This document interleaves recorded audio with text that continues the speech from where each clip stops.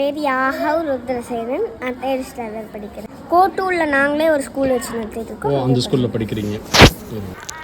பொள்ளாச்சி அங்குளக்குறிச்சி தாடகமலை அடிவாரம் ஆத்மநாதவனம் அருள்மிகு சமுத்தியாம்பிகை கால சம்ஹார பைரவர் சரபேஸ்வரர் திருக்கோயில் மகா கும்பாபிஷேக நிகழ்வுகள்.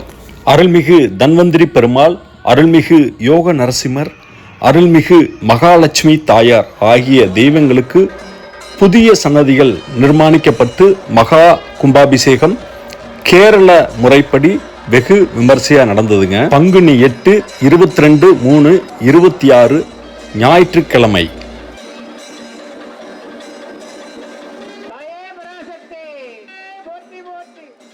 இன்னைக்கு 22 மார்ச். இன்னைக்கு எல்லா சுவாமிகளுக்குமே கும்பாபிஷேகம், மகா கும்பாபிஷேகம் நடக்கும். இங்கே பைரவர்கிட்ட நீங்கள் நல்லா வேணுங்கன்னா கேட்ட வரங்களை கொடுப்பார்.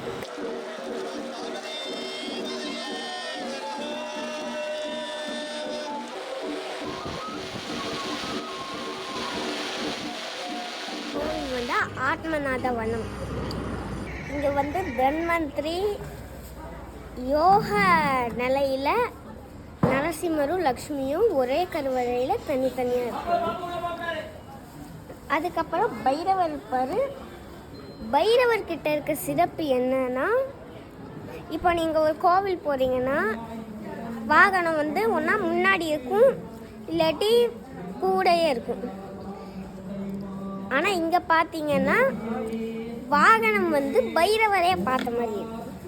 இன்னொரு சிறப்பு என்னென்னா, எல்லா பக்கமே ரைட் சைடில் தான் வாகனம் இருக்கும் பார்க்கணும்.